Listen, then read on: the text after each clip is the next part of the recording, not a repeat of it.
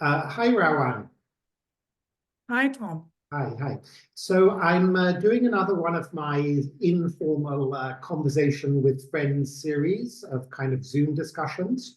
And today I'm with Rawan Osman, who is a Syrian Lebanese peace activist who now lives in Germany. Rawan's father's family is Sunnis from Damascus, the Syrian capital, and her mother's family is Shia from a village near Baalbek in the Lebanese Bekaa Valley region, which I'm sure many people know is actually a stronghold of Hizbullah, the radical pro-Iranian militia. And from what I know from Rawan, where we've met and spoken before, she grew up in both Syria and Lebanon, but then also lived in, I think, Qatar and Saudi Arabia before moving to Europe in 2011. So, Rawan, by your own admission, both of what you told me when we've met in the past and also your writing, you grew up with what you termed unconditional anti-Semitism and anti-Israelism, a sort of propaganda machine of the axis of resistance, as you described it, as many people described it. And before you moved to Europe, you said you had never met a Jewish person, let alone an Israeli. And in fact, you probably feared the other. You had taken on board stereotypes that you've been brought up with from the education system and media in Lebanon and Syria. And yet when we met a few months ago in Tel Aviv, a little bit after the October 7 massacre, I've never seen anybody so comfortable. It wasn't just you were comfortable with Jews, you were almost Israeli.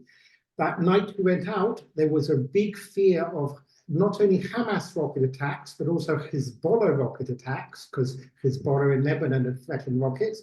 And yet we went out to a fairly crowded wine bar, sat in the open. You were not frightened. You wanted to live the reality of being under rocket attack in a way. And we, in the end, luckily, there weren't any rockets, so we had some nice glasses of wine.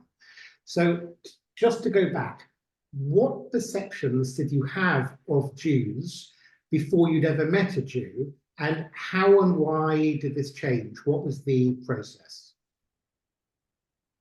Yes, thanks for having me, Tom. Indeed, you kind of described it in an accurate way. This is my upbringing. I lived the first 18 years in Lebanon, and it was quite normal for people to celebrate Hezbollah's actions.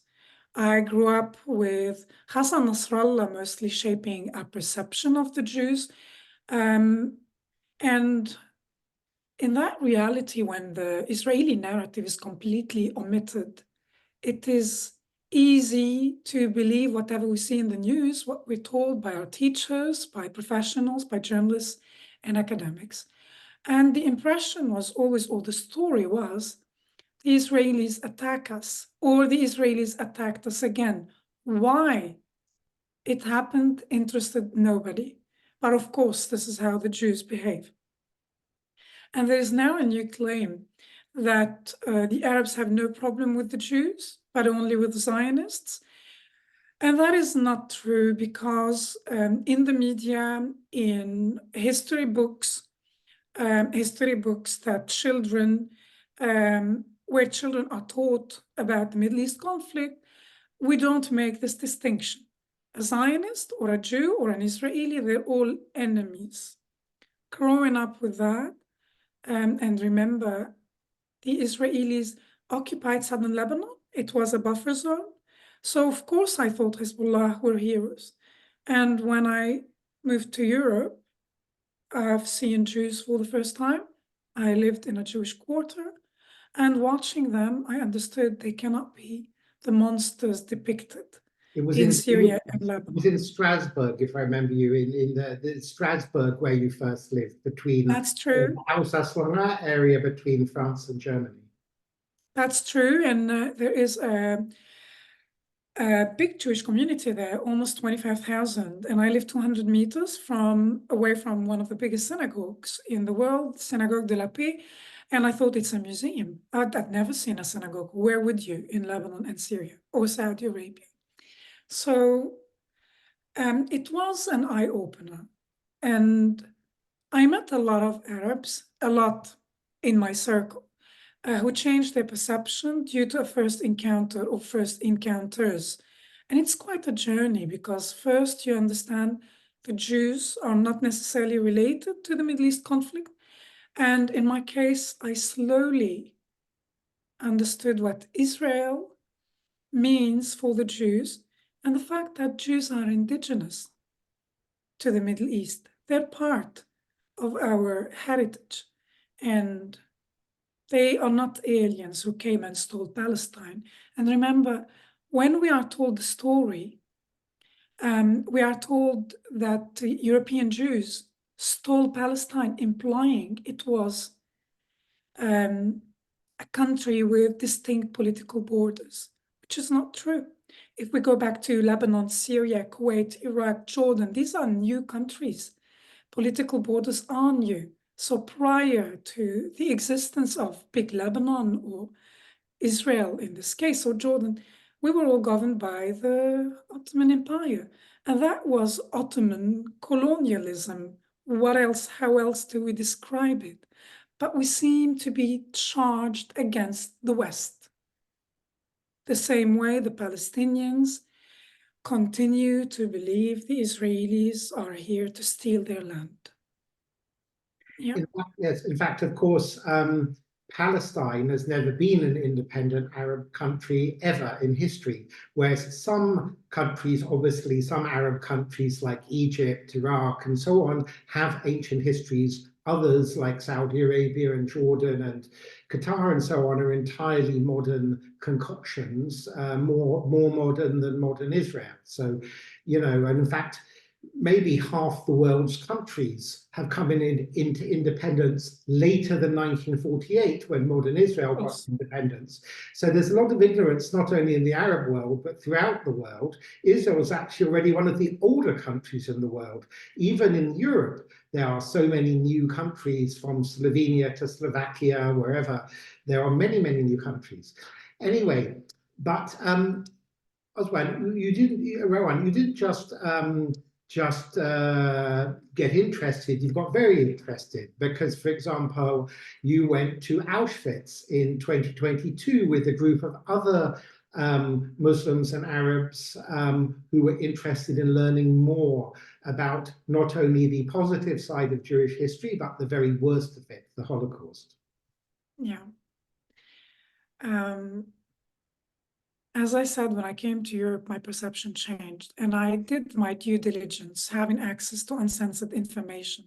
I could actually read about the history of the region, and I was angry for a long time. I felt that I was fooled because we are told a lot of misinformation, but mostly because I lived through several wars that were senseless. All these wars with Israel could have been easily avoided had the Arab approach been different. Had the Arabs in today's Palestinian territory, had the Arabs accepted to share the land, our region would have looked completely different if the energy was invested elsewhere.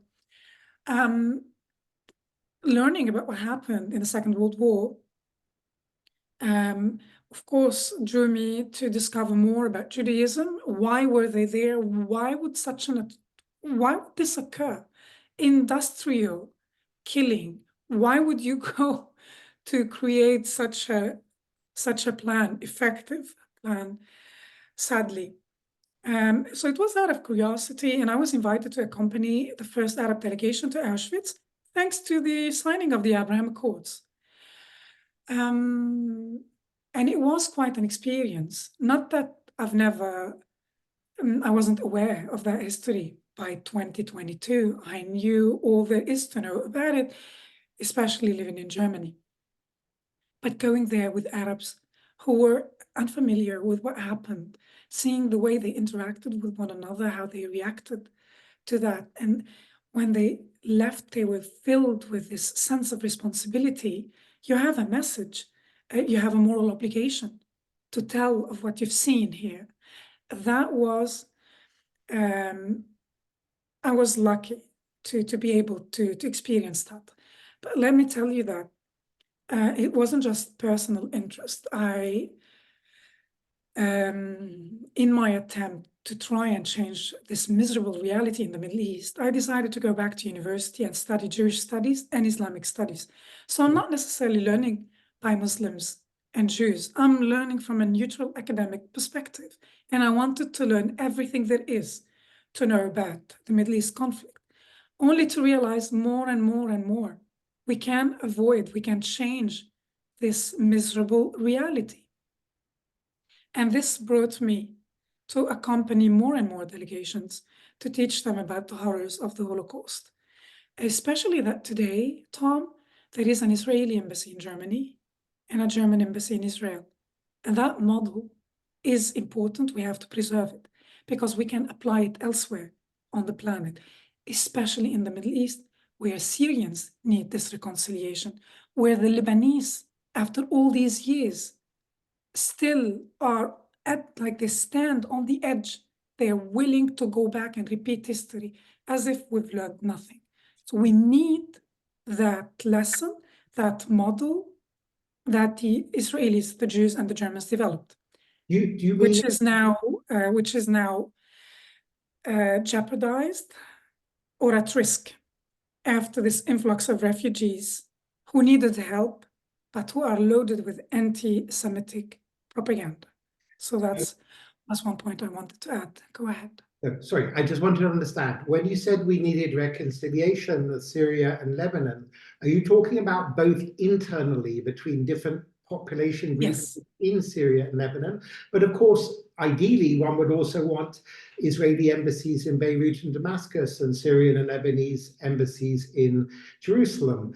But you're right, the kind of reconciliation, if Israelis and Germans, Jews and Germans can, get on well enough after what happened in the Holocaust, then everyone should be able to learn to get along in future and learn from this. You're right.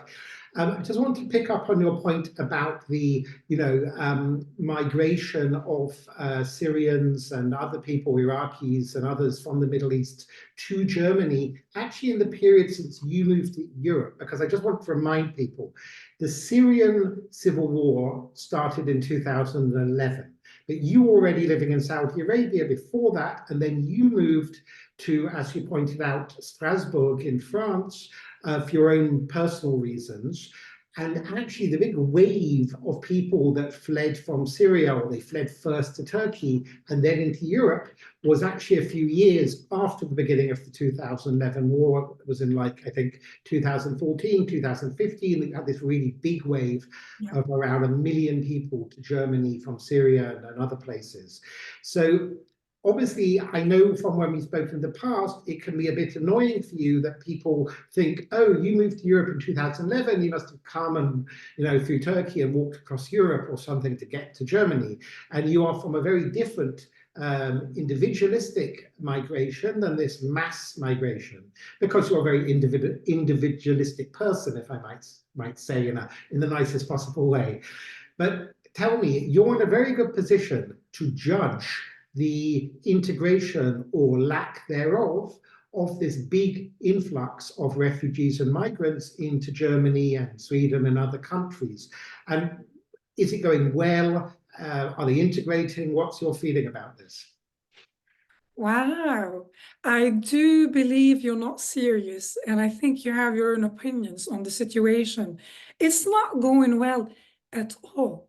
So I lived in France for a year, and I realized there are a lot of Muslims who are fighting against integrating. So I thought this is not the best place I wanted to be. So I moved to Cyprus for professional reasons for a year and a half, and then to Germany, because I realized after traveling that I do identify with modern day Germany. I want to live within this culture. I want to raise my family there. And I'd never imagined that so many refugees will come to Germany. Had I known, and I always tell you this joke, I would have moved to New Zealand and to Mars if possible. And I'll tell you why. As a Lebanese-Syrian, as a woman, a divorced single mom, I left to live in Europe because I identify with Western values. I was 18 when when my family moved back to Damascus. When Bashar al-Assad came to power, my father said, maybe Syria has a chance. So we moved back there due to the deteriorating economic situation in Lebanon, which my father back then thought is about to hit rock bottom. He'd never imagined what the situation Lebanon is in today. Yeah. Like rock bottom is elsewhere. We've never imagined it. But going to Syria, we were 3 girls, teenagers, and we had a cultural shock. And we're talking about downtown Damascus, not rural areas.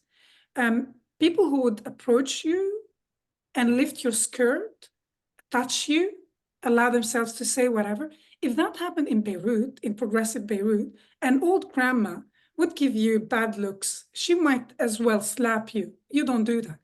In Damascus, people looked at us as if you deserve it. If you don't want that, wear a veil. This is the culture. Plus, anywhere on the street, you can buy the Protocols of the Elders of Zion, Mein Kampf, and these books cost less than $1 back then. In Arabic. In Arabic. Yeah. And interestingly, these, for example, Mein Kampf, I've seen a version in Germany, and the version I still have in Arabic is much smaller. This is why the Arabs are not well versed on Hitler's theory. They think he would have liked them. Anyway, so this is the culture. And I left voluntarily. I did not think I belong here. And I go to Germany, and I go through the pain of learning the language. Anyone who tried to learn German understands. And then millions came to Germany. And when Angela Merkel said, "Wir schaffen das," I was thinking, I'm happy. They needed a solution. The world let the Syrians down. Yes, but not like that. Not without a plan. And most of them were men. And I was thinking, I hope she has consultants. I hope they have a plan. They know what they're inviting. Anti-Semitic and a misogynist wave of people came to Europe. And then we started hearing about gang rapes. I don't know, on New Year's Eve, people started getting shocked, like what? Harassment, sexual harassments in swimming pools. There was a swimming pool even near where I was living that had a sign, "No refugees allowed." We did this to ourselves, and you think, where is this going to stop? Back then in 2015, for me, it was obvious, more voters for the AfD. So the far right is on the rise. Today, especially after the 7th of October, the anti-Semitism, the violence we are seeing, this anger, this hatred we're witnessing on the streets is scary. And I know 2nd and 3rd generation Muslims in Europe who are voting for far-right parties. That is, if that's not alarming, I don't know what is. No, unfortunately, in other countries too, in Britain, there are certain extreme rightists who are supporting, extreme jihadi Muslim groups as well, because they have a common enemy in the Jews, unfortunately. And also, there's certainly a lot of naivety among many Germans. I mean, one liberal German family I knew who took in some Syrian refugees, after some time, the Syrian man told my friend, he said, "Oh, I love Germany. I love German culture. It's fantastic." And my friend said, "Oh, which aspect of German culture do you like most?"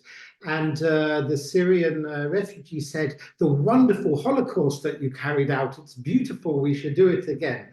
So he was shocked, but obviously it's not easy to change attitudes. And in some ways, from my own travels in the Arab world and even meeting Palestinians and so on, sometimes I think there's less opposition and hostility than there is among some Muslims, unfortunately, in Europe, who kind of harden their positions. Sometimes they don't even know, in Britain, for example, what it really means to be Muslim. They're already 2nd and 3rd generation. So their Muslim identity is sometimes based on anti-Zionism, which often is so extreme it just spills over into Holocaust denial and anti-Semitism and so on.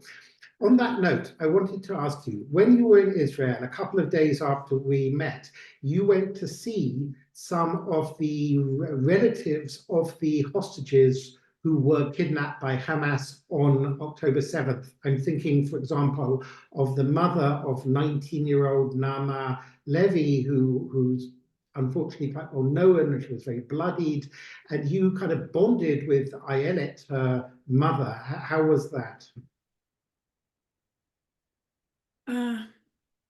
Until October 7, I put all my energy for the last 4 years maybe into raising awareness, explaining, look at what happened, like the apex of hatred caused the Holocaust. Is this the world we want to live in? Speaking to Arabs, speaking to Muslims, but on a low profile, just building bridges between the two worlds. But I was always aware that there is this massive hatred against the Jews, but we cannot tackle it on the ground in Syria, in Lebanon, in Iraq. We don't know what's happening on the ground, at least for me, because working and studying with Israelis or with Jews in the West would cause me trouble, so I would never return to Lebanon. A lot of Europeans, even legislators, have never heard of anti-normalization laws and policies. They do not understand that person-to-person contact is forbidden by law. You don't speak to an Israeli. So I knew it was dangerous and it needs to be tackled someday, but I'd never imagined something like the 7th of October can take place. It was so shocking. And I remember on that day, seeing Naama Levy's video. I know like the Arab culture is not the friendliest towards women, but this particular video, pulling her hair, she's bleeding, obviously. And I feel for Ayelet, and I dare tell this story because I promised her, Naama Levy's name will haunt Hamas in their graves. How could you do that? And I'm so sorry, her child became the icon of sexual assault, of this aggression. And I remember her face looking at the camera. So not only she was traumatized, but she knew, not on her own terms, she was exposed in front of the entire world. And on that day, in that moment, I decided I'm switching to fighter mode because we're in for a big, big, big fight between modernity, civilization, our human civilization, and the savagery, this cult of death. And I decided to change my approach. It's not only bridge building, it's a no-go. And we have to make that very, very clear. They must face consequences. Refugees, newcomers, immigrants who want to live here and bring down the system from within, they must face consequences. Enough with this puppy talk, it's enough. This is why I started this project, and if you like, I can tell you about it, or you can tell your audience about it. Arabs Ask, so a social platform on social media where we kind of tell the Arab world and Muslims what is Israel, what is Judaism, and highlight the omitted Israeli version, especially because of Naama Levy. And this is why I decided to go to Israel for the first time. I give up my right to ever visit Lebanon and Syria again. If these people are going to celebrate October 7th, they don't know, like they're playing with fire. When Hamas officials, not senior, but relatively important officials, were assassinated by the Israelis after October 7th, thousands, and I think that's the day where we met actually in Tel Aviv, thousands marched, mourning, grieving them in Beirut. That was a shocking scene, unbelievable. Yeah. And I can assure you, this is important. Not every Lebanese agrees with this. Like Hizbullah is dragging us through mud. It is hell. And a lot disagree with that. And a lot of Syrians disagree with that. But unfortunately, they're not calling the shots. Yes, and by the way, for people watching this, I will put on the YouTube under the video a link to Arabs Ask and other interesting information, and also I'll put a link at the end of this video. And not only you're not alone, of course, and there's some other very brave Muslims and Arabs speaking out, calling for the release of the Israeli hostages, speaking out as peace activists. Unfortunately, not that many, because I think one of the reasons is you have to be very brave, and you are very brave, because as we know from when we've spoken, you're not the only case where, unfortunately, your own brothers, sisters, mother, and so on, basically are not speaking, or they're not speaking to you anymore. And as you just pointed out, you can no longer go back to Lebanon and Syria, although you said never. I am an optimist. I hope one day, in fact, things will change, and you're young, and I wouldn't say you can never go back, but at least for the time being, it's true that you can't go back. I mean, how has it been on a personal level for your own family to basically cut you off?